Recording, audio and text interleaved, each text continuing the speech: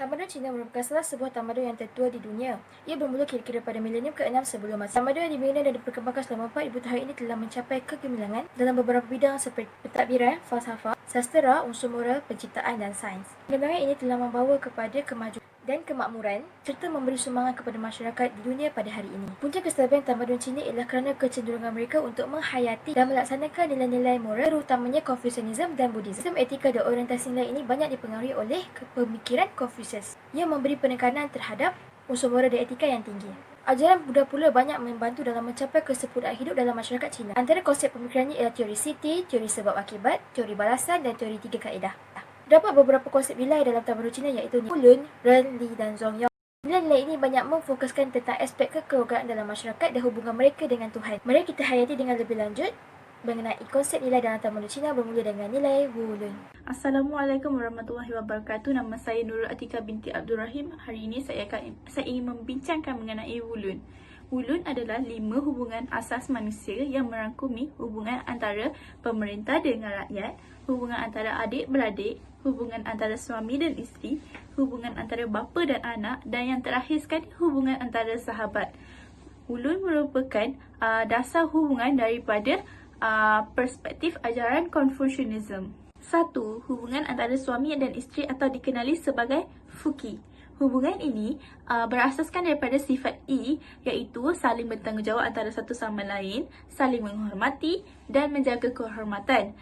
Sifat I ini boleh dijadikan tauladan pada masa kini di mana suami perlu menjaga nafkah zahir dan batin si isteri, begitupun sebaliknya dengan tanggungjawab si isteri. 2. Hubungan antara bapa dan anak atau dikenali sebagai Fuzi. Hubungan ini berasaskan daripada prinsip Qi dan Xiao. Ibu terkenal dengan sifat lembut Qi, manakala bapa pula terkenal dengan sifat tegas Yan. Anak-anak pula bukan sahaja disuruh taat semata-mata kepada kedua ibu bapa mereka, malah mereka juga perlu menjaga kebajikan kedua ibu bapa mereka. Hal ini sama seperti yang dipelajari pada masa kini, di mana kita juga wajib menjaga kebajikan kedua ibu bapa kita ketika mereka sudah tua. 3. Hubungan antara adik-beradik atau dikenali sebagai Zhongdi. Hubungan ini berasaskan daripada sifat Liang, iaitu saling membantu antara satu sama lain, dan adik memerlukan sifat Ti, iaitu menghormati orang yang lebih tua. Orang tua harus melayan orang muda dengan penuh kasih sayang, manakala orang muda perlu melayan orang tua dengan penuh hormat.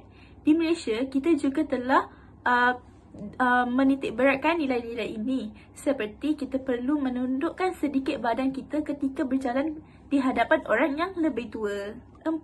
Hubungan antara sahabat atau dikenali sebagai Pengyao. Hubungan ini berasaskan daripada sifat Xing dan Chang, iaitu ikhlas dan jujur antara kedua pihak. Sahabat yang baik dapat memberikan kebaikan dalam diri seseorang.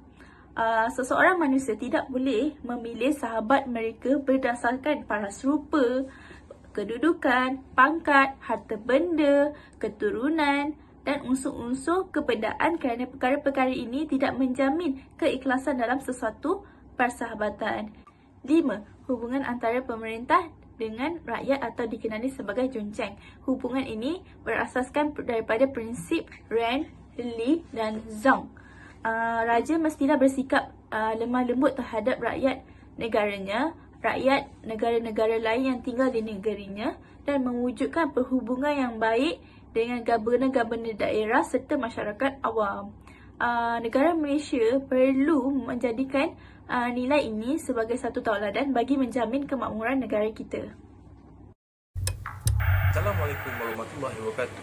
Hai, saya Wang Sudi Manasir dan saya ingin menjelaskan tentang satu nilai daripada nilai-nilai tamadun Cina, iaitu nilai Ren yang diasaskan oleh Confucius, ataupun nama sebenar beliau Kung Chui. Nilai Ren adalah sumber manusia dan interaksi antara dua manusia yang telah disebut sebanyak satu kali dalam buku Analect, buku karangan Confucius sendiri. Nilai Ren ini kait rapat dengan konsep Chu dan Shu, di mana Chu adalah berlaku baik terhadap orang seperti kamu ingin benda baik itu berlaku pada diri kamu sendiri, dan Shu pula adalah tidak berlaku buruk pada orang lain seperti mana kamu tidak mahu benda buruk itu berlaku pada kamu. setiap bangunan ni memerlukan asas dan tapak yang kukuh. Begitu juga nilai kan yang mempunyai 5 asas, iaitu kelembutan hati, belas kasihan, kehormatan, kepercayaan dan kerajinan. Tanpa salah satu nilai yang saya sebutkan tadi, maka tidak cukuplah dan tidaklah lengkap nilai tersebut. Confucius pernah menyatakan hubungan antara ibu bapa dan anak-anak ketika bayi adalah interaksi yang paling beremosi. Dan Confucius juga menyatakan dalam bukunya Analek, mencintai sesuatu adalah menginginkannya hidup. Di mana maksudnya hidup itu adalah bukanlah nyawa, tapi kita tidak mahu benda itu hilang daripada hidup kita, tidak mahu benda itu hilang daripada pandangan kita. Dan mencintai sesuatu itu bukanlah orang saja, boleh dikatakan sebagai benda, haiwan dan manusia jugalah. Dan sekiranya kita menyatakan kita mencintai sesuatu itu, tapi kita tidak kisah kehilangan sesuatu itu, maka kita harus mempersoalkan hati kita sama ada kita benar-benar mencintai sesuatu itu ataupun tidak. Dan berdasarkan politik pula, Confucius menyatakan sekiranya pemimpin itu tidak bersifat kan, itu bermaksud pemimpin itu tidak memiliki mandat daripada Tuhan, dan rakyat tidak perlu mematuhi pemimpin sebegitu. Dan sekiranya pemimpin mempunyai nilai-nilai kan, itu bermaksud pemimpin itu telah mendapat mandat daripada Tuhan, dan rakyat harus mematuhi kerana banyak kebaikan yang dapat mereka peroleh. Dan itulah sedikit tentang nilai kan. Dan saya harap apa yang saya bentangkan ini sedikit membantu rakan-rakan dan ustazah untuk lebih memahami nilai kan ini. Kerana nilai kan ini adalah sesuatu yang sangat penting, dan ia adalah hidupan harian kita, iaitu interaksi antara manusia, pentadbiran, politik, dan benda ini amatlah penting untuk kita menerapkan dalam hidup seharian kita, supaya kita tidak bersifat kejam kepada manusia dan tidak akan berlaku penyelewengan, kekejaman, rusuhan. Dan sekiranya berlaku kekejaman dan penyelewengan itu juga, kita akan menentangnya dengan secara aman untuk mengelakkan peperangan atau pertumpahan darah yang kita tidak ingini. Sekian, terima kasih. Assalamualaikum dan selamat sejahtera. Nama saya Shirin dan saya akan membincangkan tentang ajaran Confucianism yang pengasas Confucius, ajaran nilai murni Li. So, Li ni bermaksud tata susila. Li merangkumi seperti budi bahasa, sopan santun, ajaran agama dan istiadat. Pendek kata, pengikut Confucianism perlulah bersopan santun dengan orang lain dan juga mematuhi undang-undang yang ditetapkan. Itu adalah maksud nilai murni Li. Sebab nilai Li dihasilkan oleh Confucius ialah kerana beliau seorang konservatif. Jadi dia ingin mencari jalan untuk mengekalkan dia punya tradisi nenek moyang dan istiadat dia. Sebab itulah nilai murni ni dijadikan. Jadi orang yang mengamalkan nilai murni Li ni, dia dapat membantu mereka untuk ke arah jalan yang benar. Sebab nilai murni Li ni kalau dipraktikkan, dia akan dapat membantu untuk mengawal nafsu dan juga dapat melawan kehendak seseorang. So, sekarang terdapat 3 ciri nilai utama untuk Li. Pertama ialah peraturan hubungan antara Tuhan. Kedua adalah hubungan antara manusia. Ketiga adalah hubungan antara politik. Ciri pertama ialah hubungan peraturan antara manusia dan juga Tuhan. Dalam konteks Tuhan, maksudnya bukannya Tuhan yang kita sembah macam dalam agama, sebab falsafah Confucius ni dia bukannya agama, tapi dia adalah ajaran. So Tuhan ni lebih kepada dalaman seperti rohani dan perasaan.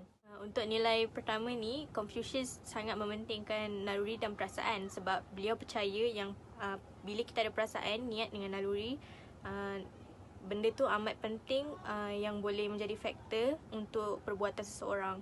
So kalau perasaan, naluri dan niat juga baik dan terjaga, jadi perbuatan yang dilakukan oleh seseorang individu itu pun terjaga. Nilai murni kedua Li ialah peraturan antara manusia dan juga manusia lain, iaitu memberi penghormatan kepada manusia lain. Ini secara logiknya maksudnya manusia perlulah menghormati manusia lain, tak kira darjat, dan juga menghormati orang yang tua daripada kita. Dia ada banyak persamaan dengan budaya Melayu dan juga adab-adab yang kita belajar kat Malaysia. So sebab Confucius meletakkan ciri ni dalam nilai murni Li ni, dia sebab beliau percaya yang semua manusia adalah berhubung kait. So kita perlulah menghormati antara satu sama lain sebab semua manusia semua berkait.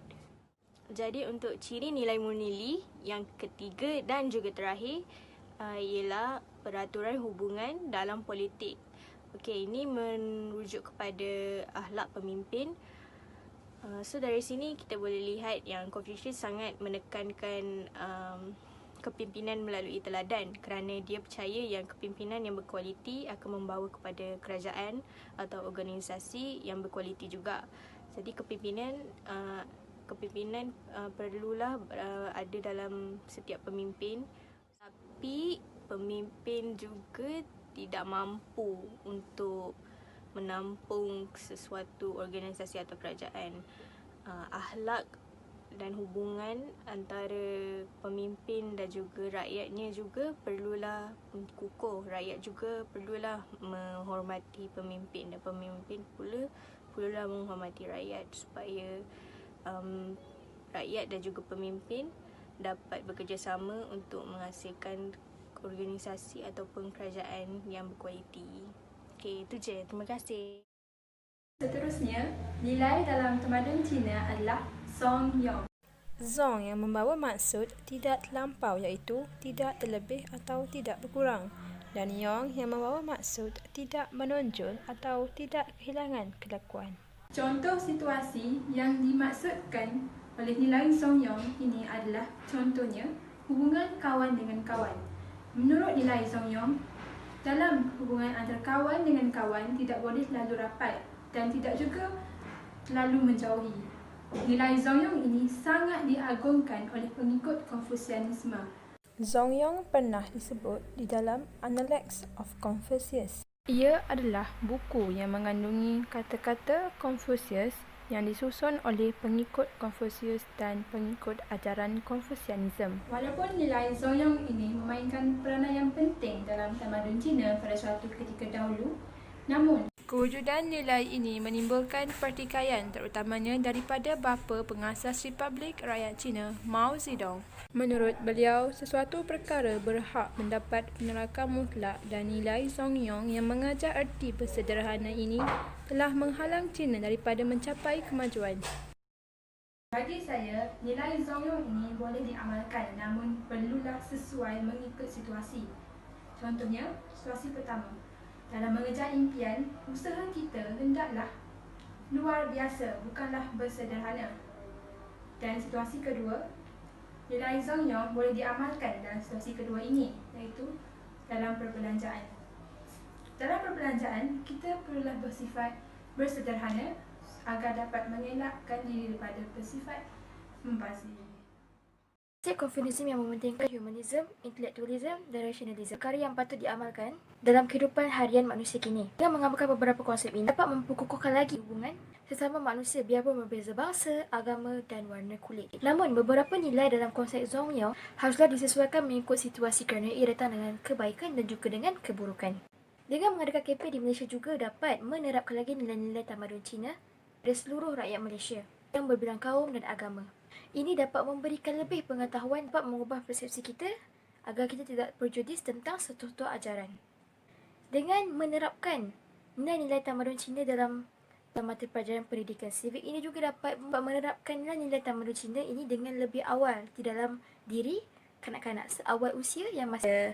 Bab kata pepatah, melentur buluh biarlah dari rebus. Cara kesimpulannya ialah tamadun Cina merupakan satu tamadun yang kuat pengaruhnya mereka sehingga ke dunia barat menunjukkan bahawa mereka mampu bersaing dengan tamadun lain. Dan Confucianism ini telah memberikan idea kepada sesebuah negara beretika dalam menubuhkan sesebuah kerajaan. Nilai-nilai yang diamalkan oleh masyarakat Cina ini banyak memberikan kebaikan kepada mereka dan menjadikan mereka antara salah sebuah negara maju. Semua agama menggariskan etika yang unik dan menjurus kepada kebaikan. Namun, sekiranya nilai ini tidak dilakukan dan tidak dipraktikkan, ianya hanyalah sesuatu yang sia-sia. Untuk kita untuk menuju ke arah kebaikan dan menjadikan kita lebih baik daripada sebelum ini. Secara keseluruhan, nilai yang dikemukakan dalam sudah pasti setiap agama ini hanya akan menyeru dan menjurus kepada menyuruh kita untuk melakukan kebaikan dan mencegah daripada melakukan kejahatan, sebagaimana yang menjadi teras agama Islam sejak dari dulu lagi.